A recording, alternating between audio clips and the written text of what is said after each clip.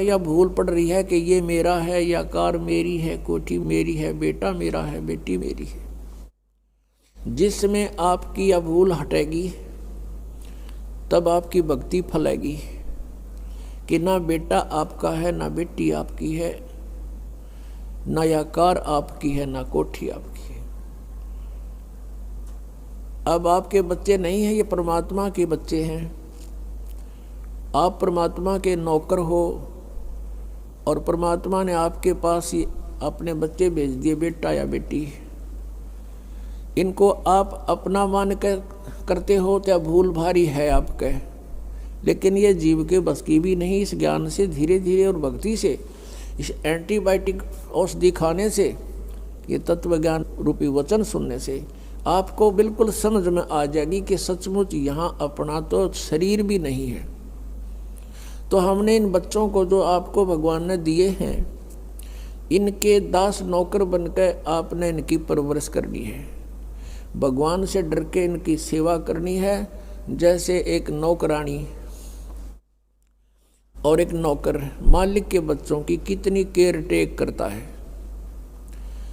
इस दास को इतिहास अब याद आते हैं, उदाहरण आते हैं जो संसार में घटे हुए हैं। भगवान ने जो हमें उदाहरण दिए हैं वो सत्य हैं। एक समय दास जब सर्विस करता था, ऑफिस में बैठा था और सामने गली थी, सड़क, और ऑफिस से 2 मकान छोड़कर लेफ्ट साइड में एक बहुत बड़ी धनवान व्यक्ति का मकान था, कोठी थी। उसकी एक पुत्री थी, लड़की ज़्यादा से ज़्यादा 8-9 वर्ष की होगी। उसके लिए एक नौकरानी छोड़ रखी थी और उस लड़की का स्कूल वहाँ से ज़्यादा 10 फरलांग होगा, यानी 2000 फुट मुश्किल से 5 एकड़ की दूरी पर। तो वो लड़की को नवाती धवाती, उसके सारे कपड़े चेंज करती और सारा उसको व्यवस्था रखती, खाना पीना दूध सब समय पर खिलाती। और उसको जब छोड़ने जाती थी स्कूल में, पैदल छोड़ के आती थी, थोड़ी दूरी थी, तो वो क्या करती थी, जून के महीने में एक छोटा सा छाता लेकर लड़की पर तो छाता रखती थी और स्वयं धूप में जलती थी, क्योंकि वो मालिक की बेटी थी। और जब उसको नौकरी से निकाल दिया, उसने झांका भी नहीं उधर, और पहले वो उसको इतना प्यार देती थी, शायद माँ भी नहीं दे सकती।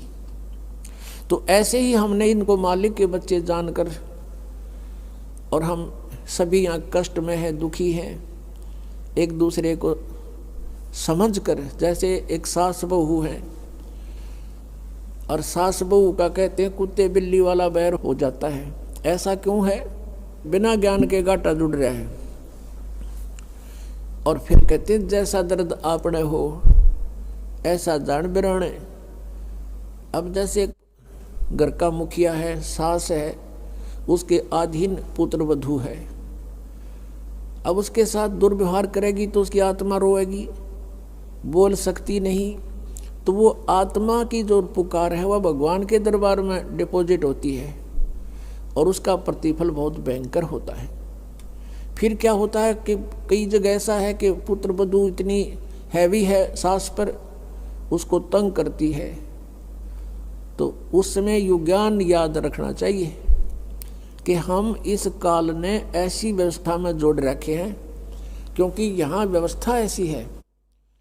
अब जवान बच्चे का और बूढ़े का कभी भी मेल नहीं मिले, ना मन मिले, ना व्यवहार मिले, ना विचार मिले, और फिर रहना इकट्ठा, सास और बहू ने इकट्ठा रहना और कति विचार नहीं मिले, यह गारंटीड बात है।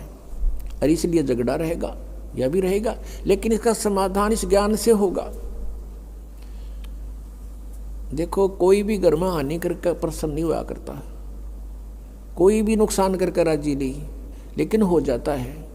और फिर उसके ऊपर एक दूसरे के साथ खींचातानी करे, तूने ऐसा कर दिया, तू ऐसा करता है, ये करता है। को बालक है, उसने प्यार से समझा दे, लेकिन नुकसान जो होना है आपके भाग्य में पूर्व निर्धारित है, वो होके ही रहेगा।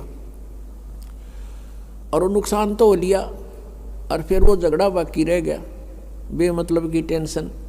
जब आप परमात्मा की शरण में आ जाओगे, ये हानि भी नहीं होगी आपके, सत्कर मान लेना।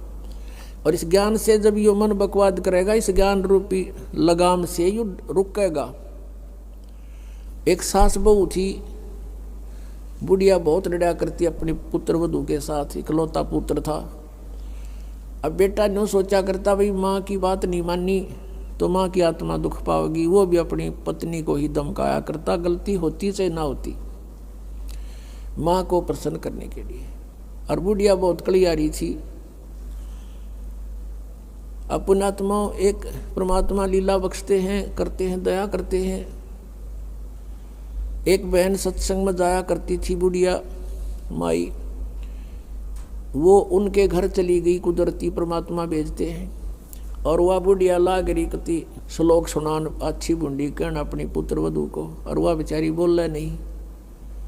अब बोलूँगी तो फिर सामने अपने बेटे दगड़वाएगी, तो वह बेचारी चुप रहने में अपनी खैर समझ रही थी।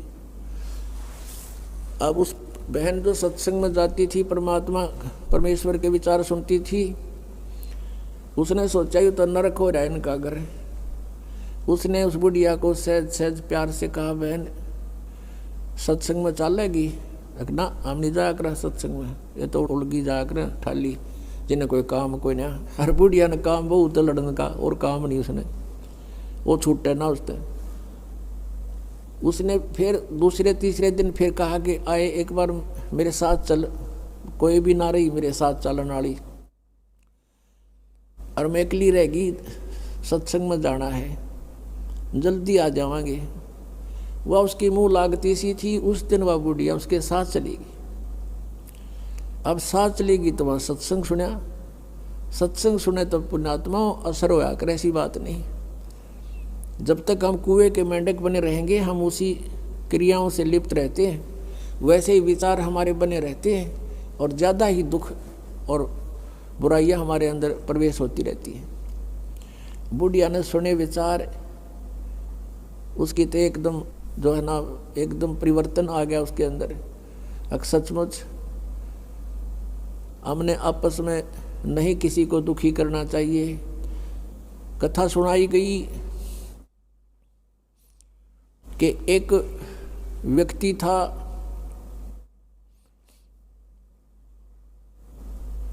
वो कहीं पर साधना कर रहा था, बैठा था, साधना कर रहा था, और एक गाय भागी जा रही थी, और वो गर्भवती थी, और उसको ये आभास हो गया था कि कोई कसाई उसके पीछे पड़ा हुआ है। वो आगे वन में ओझल होगी। शिकारी वहाँ आया, उस साधक से उसने पूछा, गाय देखी आपने?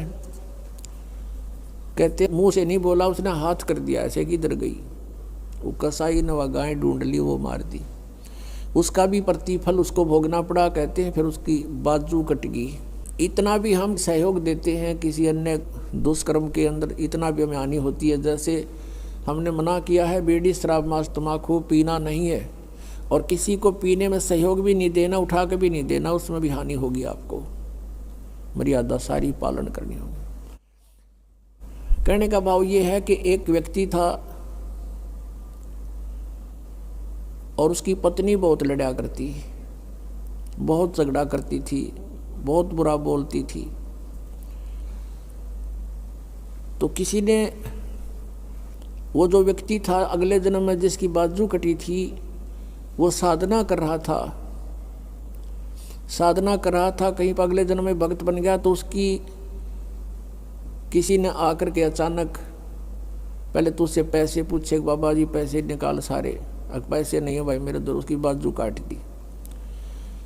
अब उसने सोचा भाई मैं भक्ति भी कर रहा हूँ और यह आपत्ति मेरे पर कैसे आ गई। उसने सोचा भी मैं इसका किसी से कारण पूछूं, मेरा कौन से जन्म का पाप था। किसी ने बता दिया भाई इस गाँव के अंदर एक भगत है और वो पीछे बीती हुई बता देता है, पिछली बता देता है, भविष्य की नहीं जानता।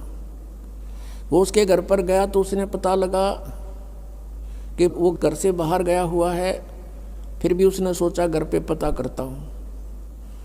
जब वो घर पे गया तो उसकी पत्नी से पूछा कि ऐसे ऐसे वो कहाँ है भगत। हुआ उसकी पत्नी लगी गाली देने कि तेरे जैसा ढेड वो है, अंडा धक्के खांदा जिस तरह तू खावे है, पता नहीं के सुना दी। अब जिसका हाथ कटा हुआ था उसने सोची भाई मैं तो गलत आ गया, मेरे साथ मजाक कर दिया दिखे ना, भगता के घर में कैसी बात होया करे, इसी ने कमी होया करे। वो वापस चल पड़ा। रास्ते में किसी ने बता दिया कि तू जिसका घर पूछा था ये आ रहा वो व्यक्ति। उसने उसको सोचा ले चल आया है बाहर बात कर लेता हूँ। राम रमी हुई, नमस्कार हुआ, कुशल मंगल पूछा। उस जिसका हाथ कटा हुआ था उसने पूछा कि भाई एक बात बता, क्या तू पीछे की जानता सारी? कहाँ जी दया है भगवान की। भाई पहला मेरी तो पाछा बताइए, पहला तू अपनी बताया, तेरे घर में इसी बूंदी कड़ी आ रही क्यों करा रही है? ऐसी बेहुदा बोली वाह न बोला यह भी बताऊं, पहला यह सुन ले तू। पिछले जन्म में मैं था काग, या थी गधी, और जब कुमार इसने छोड़ देता इसकी कमर टूटी हुई होती थी, मैं इसकी वो खाता था, टूटी हुई कमर से उन जख्मों से मांस खाता था। तो आज भाई ये अपना बदला ले रही है मेरे से, और ये इतने जख्म करेगी मेरा जितने मन न कर रखे हैं। तब उसने पूछा भी फिर मेरा हाथ क्यों कर कटा? मैं तो भगत आदमी, और यो कैसे जुल्म हुआ मेरे साथ? उसने बताया कि पिछले जन्म में भी तू भगत था और तूने एक गाय के कटने में सहयोग दे दिया, तूने न्यू हाथ कर दिया कि इधर गई, बोला नहीं तू ऐसे गई, इसी तरह हाथ कटा। अब कहते हैं तुमने दरगाह का मैल नहीं देखा, धर्मराज के तिल तिल का लेखा। अब इस तरह कहते तुम एक दूसरे को सताओगे तो तुम्हें आगे फिर दंड भोगना पड़ेगा। वह बुढ़िया के बात समझ में आएगी, मैंने तो जुल्म कर दिया। उसके बाद अपनी पुत्र वधू को वो बिल्कुल शांत रहे, बोले ही नहीं फालतू। सत्संग में ये भी सुनाया गया कि जो कुछ हानि होनी है वह तो हो चुकी, और पाछा वो खाम खा महाभारत बनाने की कोई आवश्यकता ही नहीं। वो तो दूना दुख पैदा करने वाला वो वस्तु आवे नहीं वापस।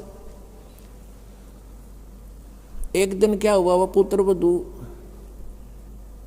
गाय भैंस का दूध निकाल के और ऊपर कड़ियों में कड़ा डाला कर दे, हुक लंबा सरिये का हुक ला देते, और उसमें बाल्टी टांग देते थे कड़े में, हुक में, कुत्ते बिल्ली से बचाने के लिए।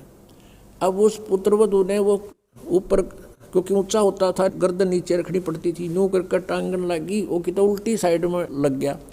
उसने सोचा टंग गया, हाथ छोड़ दिए, वो बाल्टी नीचे गिर गई, सारा दूध फर्श पे फैल गया। अब पुत्रवधू ने देखा बुढ़िया की तरफ, अगी वो होगी ओन अनो बिरना कई दिन का सांग हो गया यो। अब उसकी तरफ देख रही है बेचारी भयभीत दृष्टि से। बुढ़िया कहती बेटी कोई बात नहीं, हमारे भाग में नहीं था यो, और इसको उठा ले ऊपर ऊपर से और भैंस को ही डाल दे बेटा उसके चारे में। ये अपने भाग में नहीं था आज इसलिए गिर गया, कोई बात नहीं। अब उस पुत्रवधू ने सोचा आज बुढ़िया कौन सा स्टेशन पकड़ेगी, या तो कदे 16 बात बोलिया नहीं करती। काफी देर उसका जची नहीं, बुढ़िया फिर शुरू हो गया ऊपर ले मन तक कहती हो कदे। वह बुढ़िया खड़ी हुई, साथ ला के बेटा ठा इसने और भैंस के चारे में डाल दे, कोई दिक्कत को नहीं। अब उसने सोची अपने बेटे ने बतावेगी, मेरे तो ना कहती होगी, तो वो भी आ लिया, पुत्र भी उसका कोई जिक्र नहीं करा बुढ़िया ने। तब उस माई ने, उस बहन ने सोचा भाई इतना परिवर्तन आया क्यों कर इसमें। उसके चरण दबावे, सेवा करे। फिर पता चला कि बेटी मैं सत्संग सुन के आई हूँ, और बेटा मैंने आज तक जो गलतियाँ की तेरी आत्मा दुखाई, बेटा मैं माफ़ी मांगू तेरे थे। अब पुत्र वधू रोन लाग गई, न बोली माँ कोई बात नहीं, अब तो माँ तुल हो और मेरे हित में ही कुछ कहती थी। उस दिन से पुत्र वधू ने भी नाम ले लिया, फिर धीरे धीरे उसके बच्चे ने भी नाम ले लिया, और घर में नरक के स्थान पर स्वर्ग हो गया।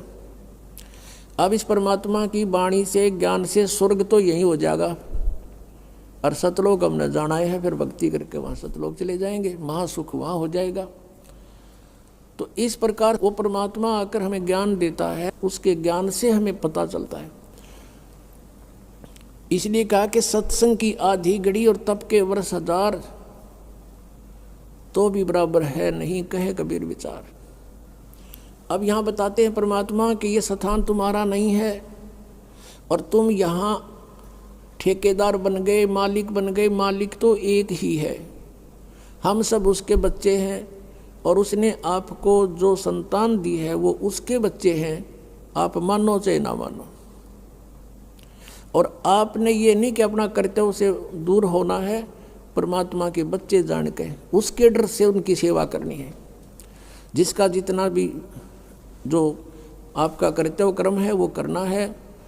उनको पढ़ाना है तो पढ़ाना है, कपड़े वस्त्र की आवश्यकता वो भी व्यवस्था करनी है, विवाह शादी भी करनी है, तो परमात्मा के बच्चे जान के करनी है। और जब यहाँ से चलोगे, जैसे वो नौकरानी निकाल दी गई थी, उसके सपने में भी ना आया, वह मेरी बेटी थी। तो पुण्यात्माओं, ये स्थिति आपकी जब आवेगी ऐसी बात नहीं, क्योंकि ज्ञान से ही अज्ञान हटता है। हम अज्ञानवश आप एक कुर्ता पर आकर मन अपना मान लिया, किसी का बच्चा जा रहा हो है कहीं पर, और उसको तुम अपनी तरफ से कुर्ता पजामा पर आकर अपने घर बैठा लो, मेरा है ना जो मेरा है, या कोई बात हुई? तो हमने इस जीव को एक कुर्ता परा दिया, बेटा और बेटी का, और अपना मान लिया अकना मेरे हैं, या कोई समझदारी की हमने। तो इस प्रकार हमारा इस ज्ञान से मन हटेगा, सच्चाई की तरफ पहुंचेगा। अभी तक तो हम देखा ज्ञानवश ही अपना मान लेते थे, शरीर अपनाए नहीं है तो हम दूसरे को अपना कैसे मान बैठे। तो क्या बताते हैं परमात्मा, आगे गए ना बावड़े ये रहते भी सब जान, बिन साहेब की बंदगी कहीं ठोड़े ठिकाना ना। जो यहाँ से मृत्यु को प्राप्त होकर चले गए उन्होंने तो आके बताया नहीं हम कहाँ गए, के बनी हमारे साथ। और जो शेष बचे हैं वो भी जाएंगे, बिन साहेब की बंदगी की तरह ठोर ठिकाना ना। आज तुमने अपनी आकार कोठी मान रखी है मेरी है, कल मृत्यु होगी। पुण्य कर रखे आप जाओगे स्वर्ग में, स्वर्ग का समय आपका निर्धारित होगा, वो पूरा होते ही वहाँ से कहेंगे चलो चलो नरक में। नरक का समय पूरा होता कहेंगे चलो चलो गधे की योनि में। गधे का समय पूरा होता मृत्यु होगी, मृत्यु होती चलो फिर कुत्ते की योनि में। कुत्ते की योनि भोगी फिर चलो मनुष्य की योनि में। मनुष्य की योनि में ये आप देख रहे हो क्या करते हो, ये करते खत्म होते फिर चलो नरक में। तो ये चलो चलो सतलोक में मिटेगी। और उसके मिटाने का प्रोसीजर अब हमें पता लग गया। अब इस चलो चलो के नाश करने का, समाप्त करने का हमें पता लग गया, वह विधि का पता लग गया। परमात्मा ने क्या बताया है, जग सारा रोगिया रे जिन सतगुरु वैद न जाण्या। जग सारा रोगिया रे, जग सारा रोगिया रे जिन सतगुरु वैद न जाण्या। जग